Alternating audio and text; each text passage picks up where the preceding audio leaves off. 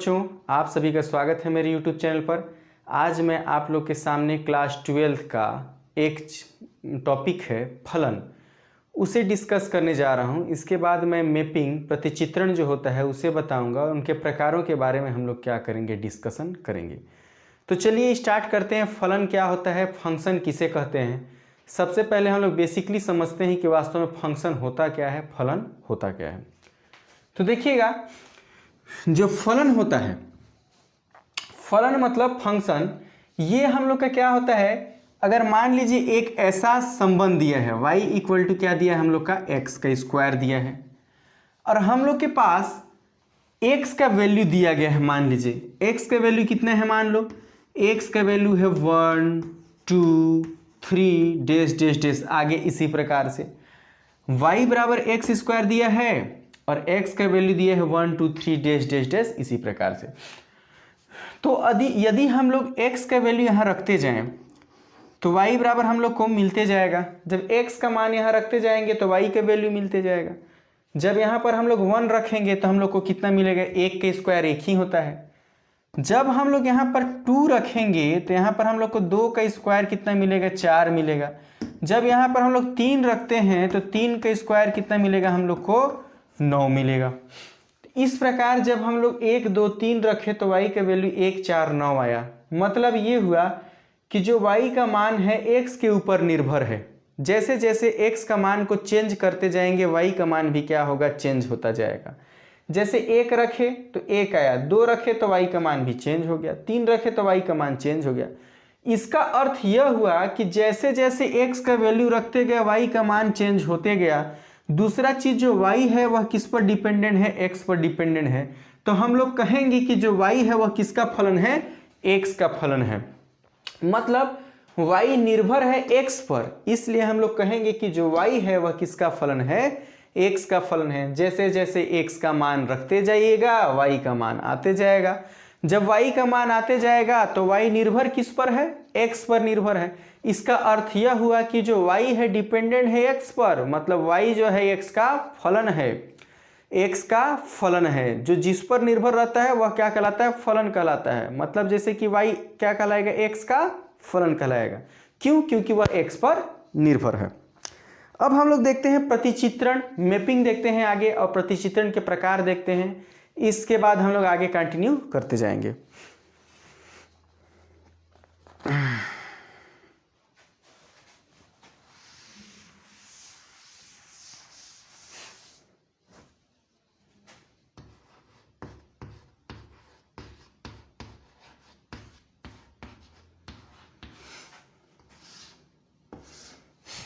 प्रतिचित्रण, इसको हम लोग समझते हैं। इससे पहले हम लोग को प्रतिबिंब और पूर्व प्रतिबिंब के बारे में जानना आवश्यक होगा कि वास्तव में प्रतिबिंब क्या होता है, पूर्व प्रतिबिंब क्या होता है। प्रतिचित्रण को हम लोग क्या बोलते हैं, मैपिंग भी बोलते हैं।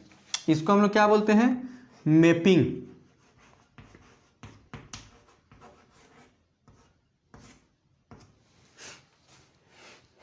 अब देखिएगा, एक सेट है हम लोग के पास, ठीक, एक सेट है हम लोग के पास, मान लीजिए, ठीक, 1 2 और 3, ठीक, और संबंध दिया है हम लोग का y बराबर क्या दिया है, एक्स स्क्वायर। ये वाला वैल्यू है, ये x का है, और ये वाला जो वैल्यू आएगा y का। तो यदि हम लोग x की जगह 1 रखेंगे तो हम लोग कितना आएगा, 1 आएगा। अगर यहाँ पर हम लोग 2 रखें तो कितना आएगा, 4 आएगा। यदि हम लोग यहाँ पर 3 रखें तो कितना आएगा, हम लोग का 9 आएगा। मतलब एक जो है 1 से संबंधित है, 2 4 से संबंधित है, 3 9 से संबंधित है। जब हम लोग यहाँ पर 1 रखे तो 1 आया, 2 रखे तो 4 आया, 3 रखे तो 9 आया। इसका अर्थ यह हुआ कि यह जो x का वैल्यू रखने पर हम लोग को किसका वैल्यू मिला, y का।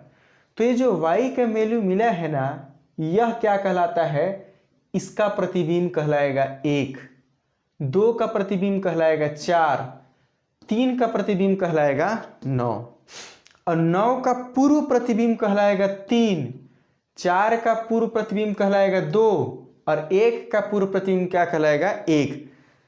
मतलब 1 का प्रतिबिंब 1, 2 का प्रतिबिंब 4, 3 का प्रतिबिंब 9, उसी प्रकार 9 का पूर्व प्रतिबिंब 3, 4 का पूर्व प्रतिबिंब 2, 1 का पूर्व प्रतिबिंब, मतलब इसका एलिमेंट पूर्व प्रतिबिंब, इसका एलिमेंट प्रतिबिंब। लेकिन इसके लिए जरूरी ये है कि ये संबंधित होना ही चाहिए। जैसे यहाँ पर अगर एक्स्ट्रा दे दिया गया है 8, तो ये किसी से संबंधित नहीं है, इसमें मैच नहीं करता है, क्योंकि अगर हम लोग यहाँ पर वैल्यू रखेंगे तो 8 आएगा ही नहीं, तो ये इसका प्रतिबिंब नहीं होगा। ये तो जो जो जिससे संबंधित होगा वही क्या कहलाएगा, हम लोग का प्रतिबिंब कहलाएगा। अब हम लोग समझते हैं मैपिंग, प्रतिचित्रण। इसी में समझ लेते हैं। अब देखिए एक तो इसको मान लेते हैं, अच्छा इसको मिटा लेते हैं, दूसरा देखते हैं।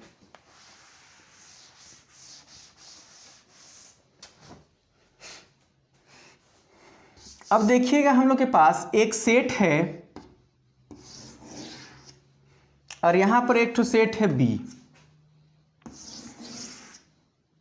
ठीक। यहां पर एलिमेंट है 1, 2, 3, यहां पर एलिमेंट है मान लो ए, बी, सी, यहां पर और ले लेते हैं एक तो 4। अब इन दोनों के बीच में संबंध बताने वाला है मान लो एफ, ठीक। इन दोनों के बीच में संबंध कौन बता रहा है, एफ। मतलब ए सेट है और बी सेट है, इन दोनों के एलिमेंट को जोड़ने का काम कौन कर रहा है, एफ। मतलब मान लो 1 का प्रतिबिंब ए से है, 2 का बी से है, 3 और 4 दोनों का मान लो सी है, 3 और 4 दोनों का प्रतिबिंब क्या है हम लोग का, सी है। तो एफ जो है ए और बी के एलिमेंट को जोड़ने का काम क्या कर रहा है। इसका अर्थ यह हुआ कि एफ ए से बी में क्या दर्शा रहा है, प्रतिचित्रण दर्शा रहा है। एफ जो है ए और बी के एलिमेंट को जोड़ रहा है, इसका मतलब एफ जो है ए से बी में क्या दर्शा रहा है, प्रतिचित्रण दर्शा रहा है। तो इसी को हम लोग लिखते कैसे हैं, इसको लिखते हैं f such that a tending to b. मतलब एफ इस प्रकार है कि ए से बी के एलिमेंट को क्या करता है, आपस में जोड़ता है। एफ इस प्रकार है कि ए और बी के एलिमेंट को आपस में क्या करता है, संबंधित करता है। इसका तात्पर्य है कि प्रतिचित्रण को इस प्रकार से दर्शाया जाता है, f such that a tending to b, ठीक। तो ये हम लोग का हुआ प्रतिचित्रण, मतलब कि दो ठो सेट को क्या करता है, रिलेशन बताता है एफ, उसी को हम लोग क्या कहते हैं, प्रतिचित्रण कहते हैं। जिसमें अगर मान लीजिए जो ए 1 2 3 4 जो एलिमेंट है किसका है, ए का, और ए बी और सी जो एलिमेंट हो किसका है, बी का है, और ए और बी में जो संबंध बताने का काम कर रहा है एफ, यही क्या कहलाता है, हम लोग का प्रतिचित्रण कहलाता है। अब हम लोग क्रम से देखेंगे इसके जो प्रकार हैं उसके बारे में, कि प्रतिचित्रण कितने प्रकार के होते हैं, मैपिंग कितने प्रकार का होता है, आच्छादक प्रतिचित्रण क्या होता है, एकेकी प्रतिचित्रण क्या होता है। तो ये सब के बारे में हम लोग क्या करेंगे, क्रम से देखेंगे। तो चलिए हम लोग समझते हैं आच्छादक प्रतिचित्रण के बारे में। सबसे पहले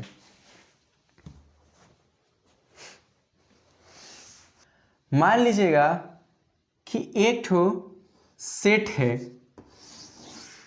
ठीक। इसमें एलिमेंट है 1 2 3 4, और यहाँ पर एक ठो है हम लोग के पास मान लीजिए ए बी सी।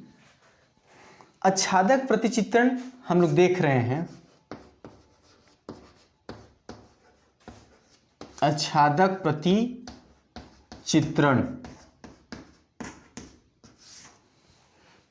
समझते हैं। आच्छादक प्रतिचित्रण क्या होता है, तो आच्छादक में होता ए है कि ए सेट जो पहला वाला समुच्चय है उसका प्रत्येक एलिमेंट बी समुच्चय के एलिमेंट से क्या होता है, संबंधित रहता है।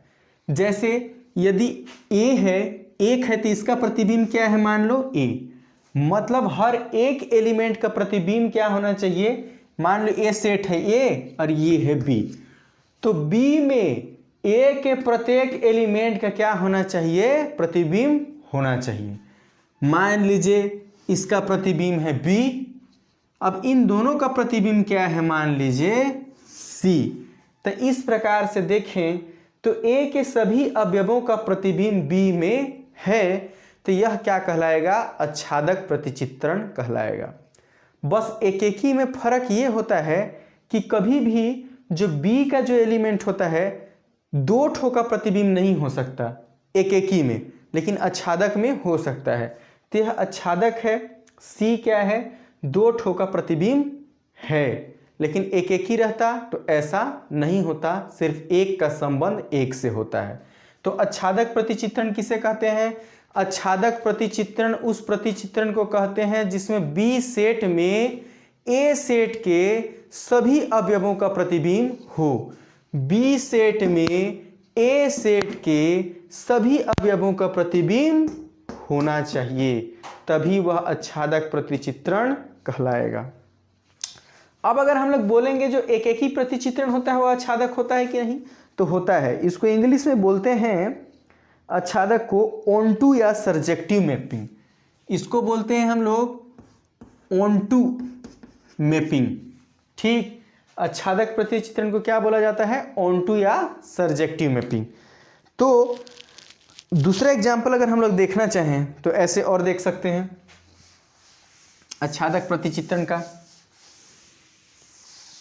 ऑनटू मैपिंग का। ऑनटू मैपिंग जैसे समझिएगा, ऑनटू मैपिंग का आच्छादक प्रतिचित्रण का, अगर मान लो जैसे यह है 1 2 3 और दूसरा सेट है हम लोग का ए बी, दूसरा है हम लोग का 1 4 9, यह आच्छादक भी है और एक एक ही भी है। आच्छादक इसलिए है क्योंकि सभी का प्रतिबिंब यहाँ पर है। दूसरा चीज एक एक ही क्यों है? क्योंकि एक का एक से ही संबंधित है, इसलिए क्या है? एक एक ही है। और ये क्या हुआ? आच्छादक भी हुआ।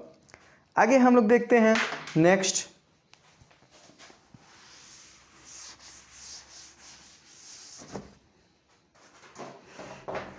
देखते हैं हम लोग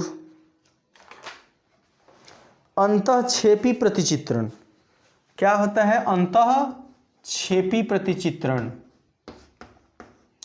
अंतःक्षेपी प्रतिचित्रण, अंतःक्षेपी प्रतिचित्रण या इंग्लिश में इसको बोलते हैं इनटू मैपिंग।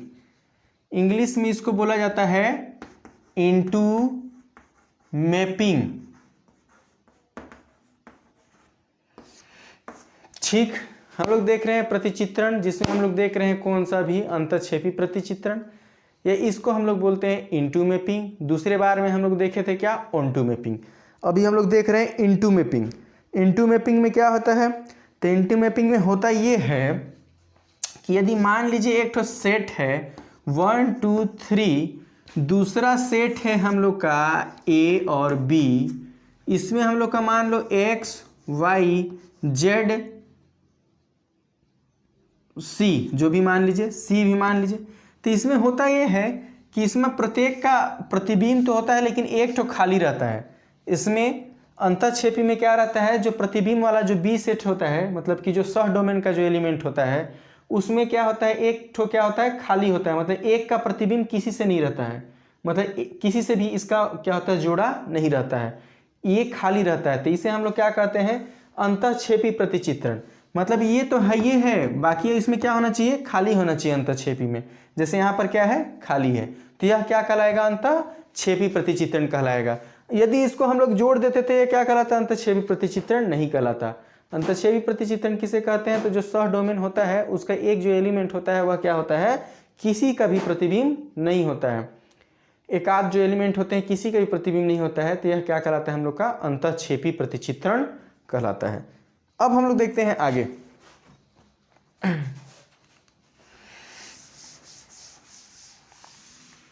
अंतःक्षेपी प्रतिचित्रण। इसके बाद है हम लोग का एकेकी प्रतिचित्रण। तो एकेकी तो अभी हम लोग समझ ही चुके हैं। एकेकी प्रतिचित्रण, एकेकी मतलब एक का एक से। जैसे एक सेट है हम लोग का ए, दूसरा सेट है हम लोग का बी, 1 2 3 और 4, मतलब मान लीजिए ए बी सी। तो एक का संबंध अगर एक से हो तो यह क्या कहलाता है? एक एक ही कहलाता है। इसका जो कंडीशन रहता है हम लोग को, ठीक x1 बराबर क्या होना चाहिए? x2 होना चाहिए। मतलब ये है कि इसमें जितने एलिमेंट है उतने ही एलिमेंट इसमें भी होने चाहिए, और हर एक का प्रतिबिंब क्या होना चाहिए, एक से बनना चाहिए। एक का प्रतिबिंब ये मतलब ऐसे कभी भी नहीं हो सकता कि दो ठो का प्रतिबिंब एक ही हो, ऐसे कभी भी नहीं हो सकता। ठीक एकेकी में याद रखिएगा, एकेकी में एक का प्रतिबिंब क्या होगा, एक से होगा। एकेकी मतलब एक का प्रतिबिंब एक से। तो मैं आशा करता हूँ मेरा ये वीडियो आप लोग को पसंद आया होगा। हम लोग मिलते हैं नेक्स्ट वीडियो में इसके आगे कंटिन्यू करते हुए। धन्यवाद। जय भारत, जय हिंद।